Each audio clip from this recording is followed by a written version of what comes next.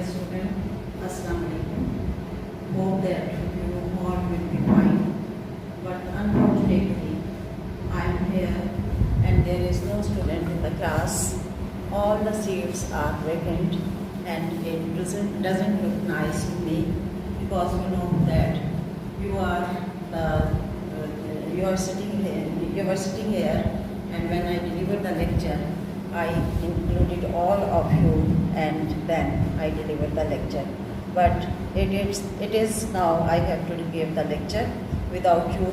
So anyhow, hope that you will be understand all that lecture. Now, according to your syllabi, today we are going to discuss the drugs acting on the GIT or the gastrointestinal tract. Gastrointestinal tract, that slides shows the figure of the GIT. That is, there are certain parts in the digestive system, starting from the stomach up to the intestine, where there is the abnormality arises, and these abnormalities cured by the drugs. Because in your first Prof, you have studied the normal function of all the system of the body, including cardiovascular system, respiratory system, then digestive system, excretory system, nervous system, all the physiology and biochemistry of this system you have studied in your first Prof. Now here in second Prof, we will be going to discuss the drug abnormality lies in this system. Whenever there is abnormality or disease condition arises, there is requirement of the drug. Now, so today the topic of the lecture is the drugs acting on the GIT or the gastrointestinal drugs. Now, this topic will be discussed under the heading of that. First of all, that is, the topic will be discussed under the heading as treatment of the peptic ulcer and duodenal ulcer, then NSAIDs, anti-diarrheal drugs, chronic inflammatory bowel disease and its treatment, polylithiasis and gallstone dissolving drugs, polylithiasis and gallstone dissolving drugs, emetics and anti-emetic drugs. Now last is the drugs for constipation and diarrhea. Drugs for constipation and diarrhea. So these are the topics which we will discuss under this topic heading, that is the gastrointestinal tract. Now today we are going to discuss the treatment of the peptic ulcer, the treatment of the peptic ulcer, peptic and duodenal ulcer. Now how the peptic and duodenal ulcer can be treated?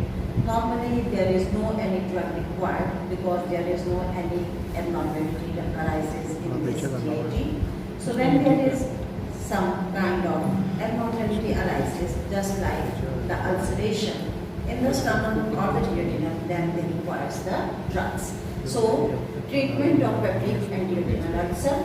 Now this ulcer usually takes place on the upper part of the stomach and that is the stomach and the duodenum. Now, as far as the etiology is concerned, that is, what is the cause of this ulceration, it is still unknown, but it has been found out that the system is accommodated or regulated by means of two mechanisms. These are the aggressive mechanism and second is the defensive mechanism. So whenever there is abnormality arises or there is imbalancing occurs between the aggressive and defensive mechanism, automatically there is the abnormality occurs. Now this aggressive and defensive. Now what do you mean by aggressive? Aggressive means that those components, those agents which causes the irritation of the stomach or the duodenum, they are known as aggressive, and those which neutralize this, they are known as defensive. So on the basis of that, the aggressive mechanism or the aggressive components are the acid, pepsin and Helicobacter pylori. Helicobacter pylori, it is a microorganism which is gram-negative microorganism. So this gram-negative microorganism, that is Helicobacter pylori, it also affects the stomach wall, it also causes the ulceration. Other is acid and pepsin. Pepsin, you know that it is an enzyme. When it is produced, it is present in the form of pepsinogen. The pepsinogen is then converted into pepsin. So that pepsin is an active form. So these are known as the aggressive agent. These are known as aggressive agent.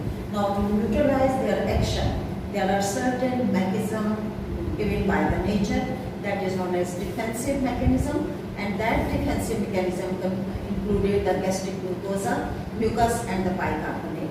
Now what is the use of gastric mucus or the bicarbonate ions? The gastric mucus forms a mucosal membrane around the wall of the stomach, because on the wall of the stomach, when there is presence of the mucous membrane, then there is no irritation. There is no action of the HCl on that membrane, and that membrane protected the stomach from the injury or the wounds. So that is the defensive mechanism.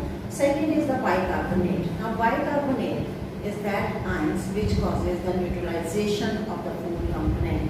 You know that in the stomach is having highly acidic media, highly acidic pH, that is it is up to 1 or 1.5. So when there is highly acidic media and the food components when enters from the stomach into the intestine having highly alkaline media, so that's why when the food enters from the stomach into the intestine, first of all it must be neutralized. It must be neutralized. For the neutralization, there is presence of the bicarbonate ions, right?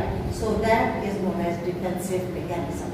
Now the regulation of the gastric secretion. How the regulation of gastric secretion takes place, I will show you later on a figure which describes each and every step for the regulation of this gastric secretion.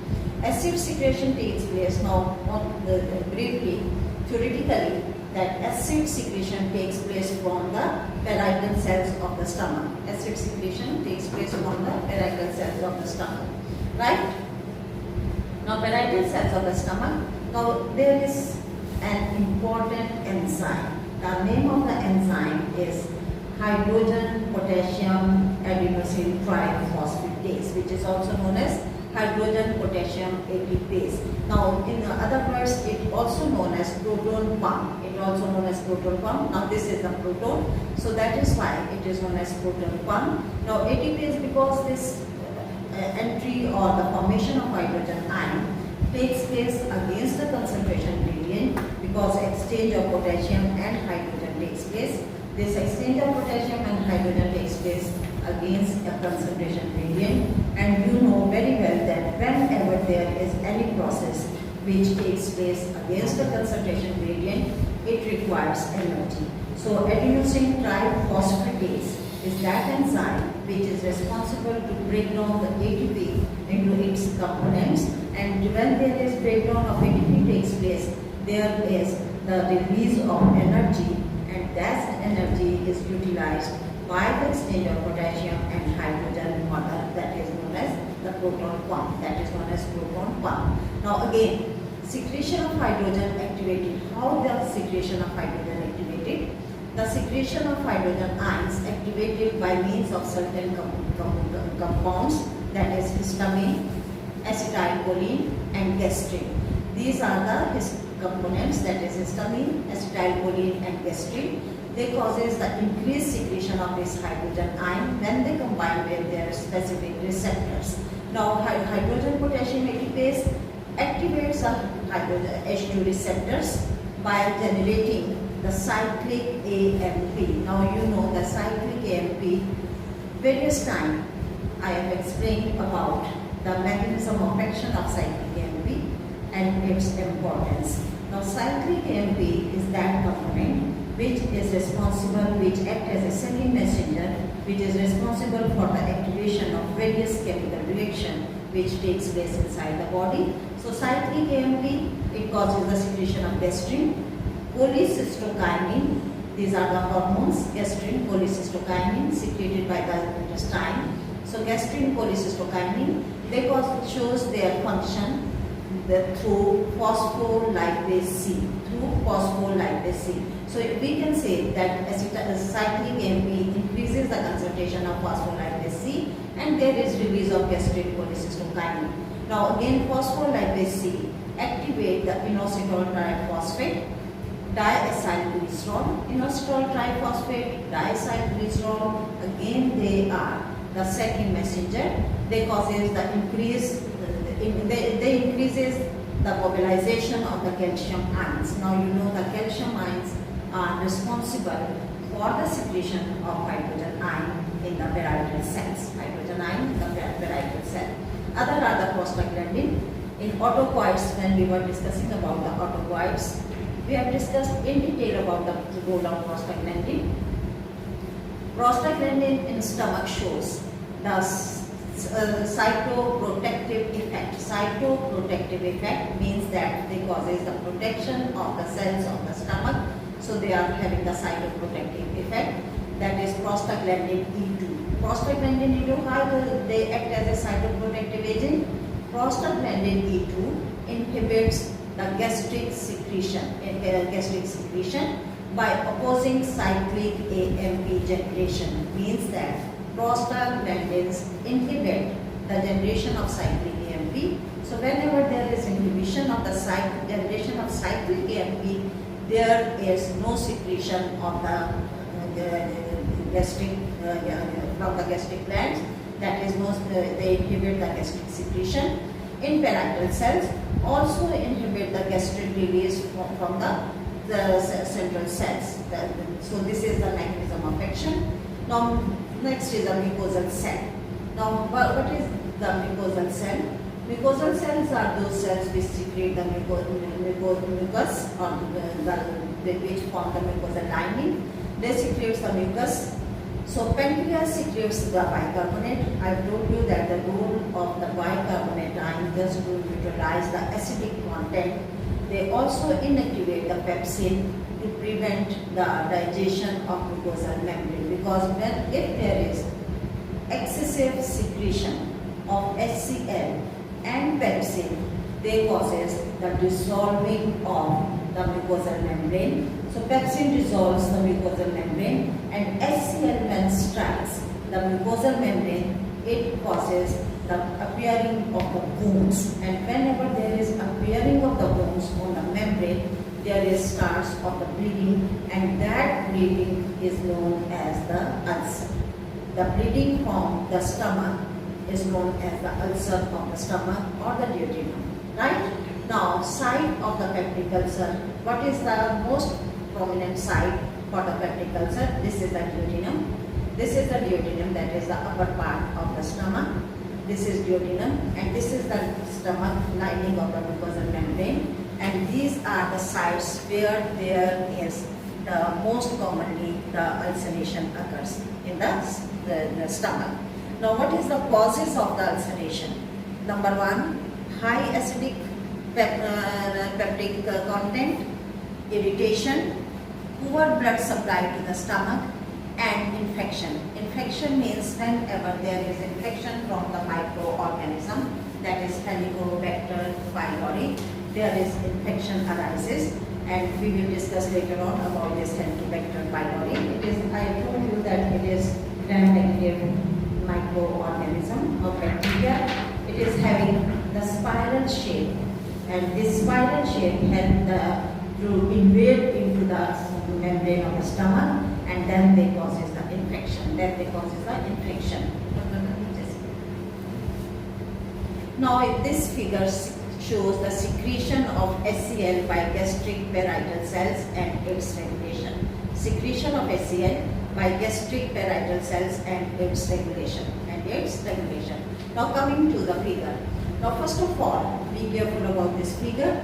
It will give you the complete description about the secretion, about the synthesis of the HCl with the help of certain hormones, certain enzymes, certain ions. Now first of all, the food.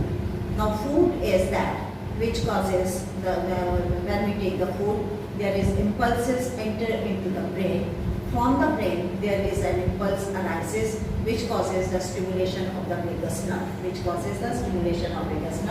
You have completed the autonomic nervous system, and under the heading of autonomic nervous system, I have discussed in detail about the role of this vagus nerve. Now this vagus nerve secretes the neurotransmitter, that is acetylcholine. Now you know that it is the neurotransmitter of the parasympathetic nervous system. So this acetylcholine act upon the ganglionic cells. Now you know that the acetylcholine is the neurotransmitter of the muscarinic receptor as well as the nicotinic receptor. So nicotinic receptor present in the ganglia, in the adrenal medulla and at the neuromuscular junction. So here there is muscarinic receptor also there. So acetylcholine act upon the nicotinic and muscarinic receptor, stimulate the ganglionic cell, and again there is secretion of acetylcholine as a neurotransmitter.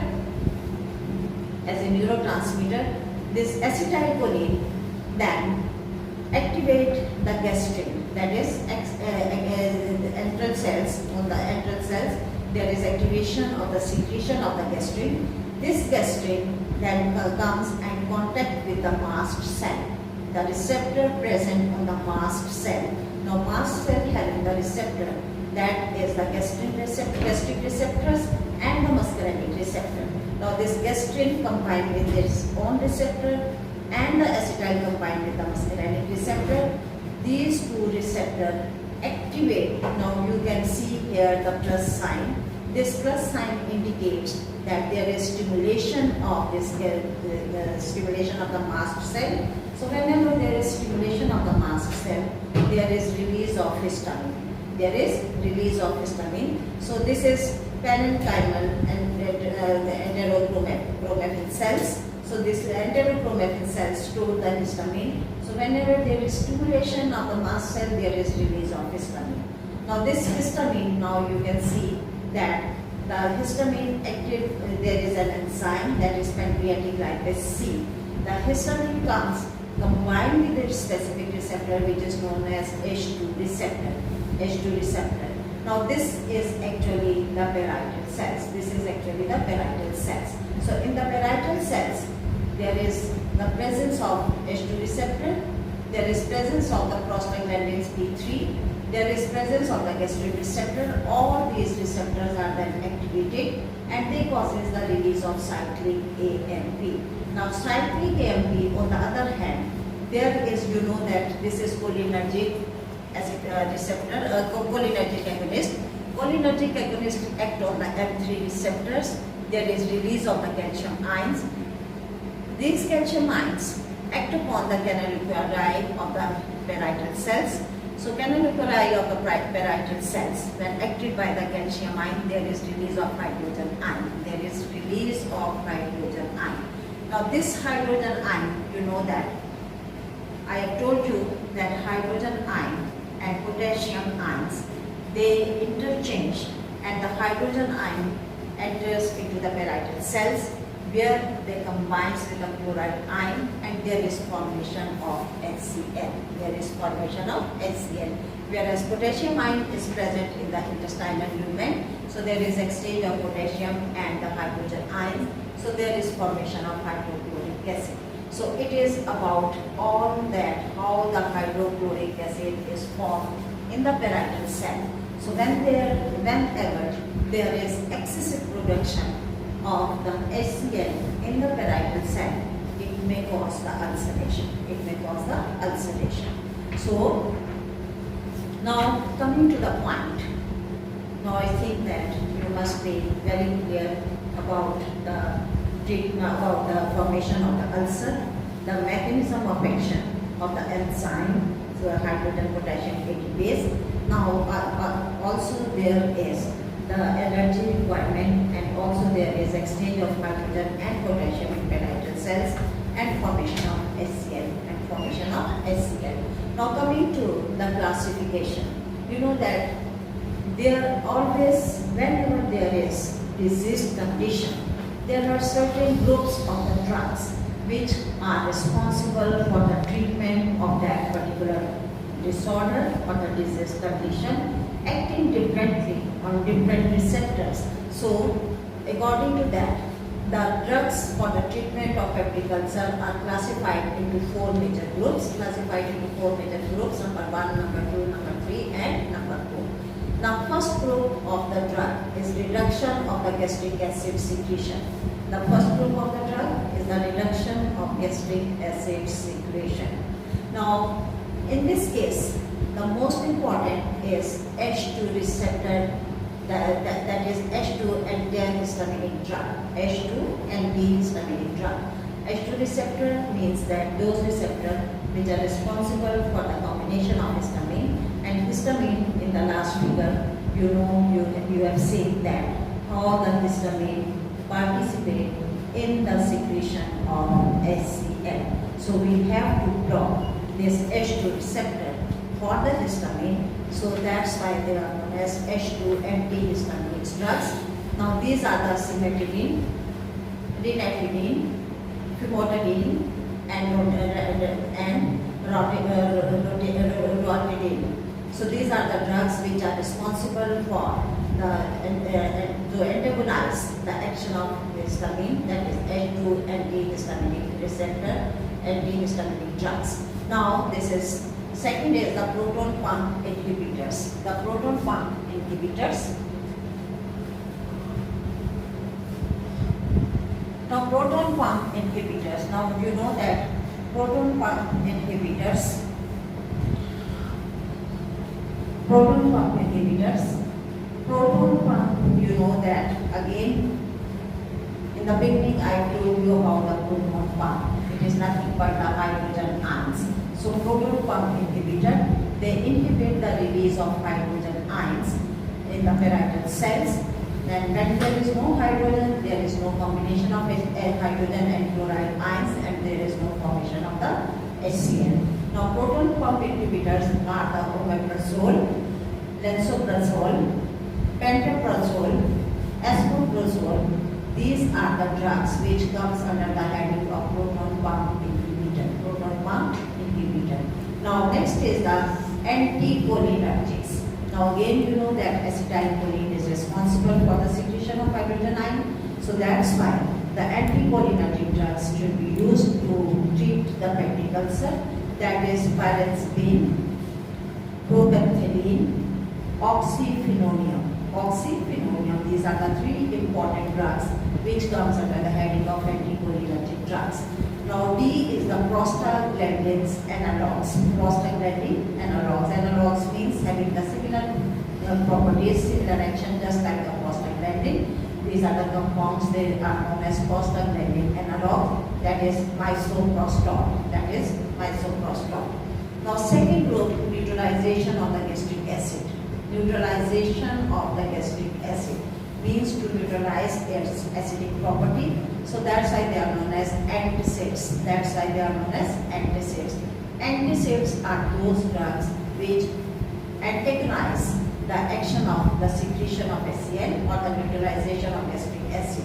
So there are two types, systemic and non-systemic. Systemic means that those drugs which inhibit the secretion of the acid, they are known as sodium bicarbonate, sodium citrate. That is sodium bicarbonate and sodium citrate. They are known as systemic antagonists. Non-systemic, magnesium hydroxide, magnesium trisilicate, aluminium hydroxide gel, and calcium carbonate. These are the non-systemic antacids or neutralizing gastric acid. Non-systemic and systemic antacids. Third is ulcer protectives. Ulcer protective means those compounds which forms a layer on the stomach membrane and they inhibit the effect of HCl on that membrane. They are known as ulcer protectives. These are the sulfate, colloidal bismuth, substrate. That substrate means that sucralfate, colloidal bismuth, substrate. These are the components which are known as ulcer protective. They are known as ulcer protective. Fourth one is anti-helicobacter pylori drugs. So just I told you that Helicobacter pylori. Helicobacter pylori is a microorganism. It causes the secretion of HCl in the stomach, and the secretion of HCl in the stomach takes place due to the infection. The Helicobacter pylori causes the infection in the stomach because this Helicobacter pylori, which is negative, gram-negative bacteria, it is having spiral shape. It is having spiral shape, and this shape of this bacteria help to invade itself into the wall of the stomach, into the membrane of the stomach, and it causes the infection. When there is severe infection, it causes a bleeding from the stomach, and that causes a ulcer. So we have to use the drugs which shows the mechanism against this bacteria, that is Helicobacter pylori. Helicobacter pylori. So that's why these drugs are known as anti-Helicobacter pylori drugs. Now these are the amoxicillin, clarithromycin, metronidazole, and tetracycline. That is amoxicillin, clarithromycin, metronidazole, and tetracycline. So these are the anti-Helicobacter pylori drug. Anti-Helicobacter pylori drug. Now first of all, now coming to the H2 antagonist. H2 antagonist. They are the first class drugs. They are the first class drugs. So they are having the effect on the H2 receptor and antagonize its effects. That is, the first drug is cimetidine. The first drug is cimetidine. Cimetidine was the first H2 blocker, that is known as Tagamet. That is known as Tagamet. Now complete with having structural similarity with the histamine. How this drug can act? Now you know that whenever there is similarity in the structure of the drugs, either histamine or the cimetidine, there is competition takes place between these two drugs, that is histamine and the cimetidine, to combine with the specific receptor. If there is combination of the cimetidine with the H2 receptor, there is no combination of the histamine and there is no effect of histamine, and there is no formation of the HCl or the release of HCl. So it competes with histamine receptor, decreases the acid secretion, heal the ulcer within 3 to 4 weeks. Now the ulcer can be healed by cimetidine in 3 to 4 weeks. Right? Now pharmacological action of cimetidine, as you know that it is H2 antagonist. No effect on H1 receptor. H1 receptor, you know, they are present in the parietal cell to secrete the HCl, so there is no effect on H1 receptor. Only it antagonizes the effect of histamine, so there is no release of the hydrogen ion. So gastric secretion, they causes the inhibition of the gastric secretion. They inhibit the gastric secretion more during the sleep. It also blocks the release of acetylcholine. Again, acetylcholine is the neurotransmitter which causes the release of the secretion. So that's why gastric secretion can be released. So it also blocks the release of acetylcholine, gastrin, insulin, decrease pepsin contact. 60 to 70% ulcer heals during 24 hours by means of cimetidine. By means of cimetidine, that is, there is decrease in the acid output, right? Now coming to the pharmacokinetics. The pharmacokinetics of this drug, that is, it is well absorbed orally. Bioavailability is 60 to 80%. Due to first pass, the bioavailability is 60 to 80%. That is first pass in the liver or the hepatic first pass metabolism. It can cross the placental barrier. Poor penetration in the brain. Poor penetration in the brain. Why there is poor penetration in the brain? Because it is hydrophilic in nature, unable to cross the blood-brain barrier. So that's why it can unable to cross that barrier, and there is no penetration in the brain. Comes in the milk because it can cross the placental barrier. So that's why it can comes in the brain, milk of the baby mothers.